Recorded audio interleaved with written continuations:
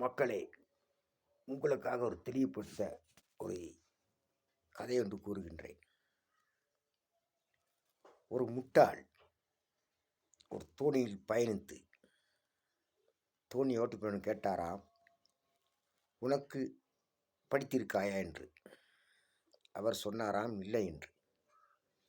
அதற்கு இவர் கேட்டாராம், நீ ஒரு முட்டாள், படிப்பில்லாமல் நீ உலகத்தில் வாழ முடியாது என்று.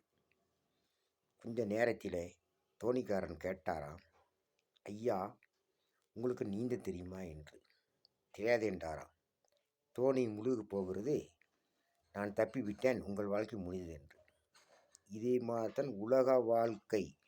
தெய்வத்துடன் இருங்கள், என்றும் உங்களை காப்பாற்றுவார் சகல தெய்வங்களும். நன்றி, வணக்கம்.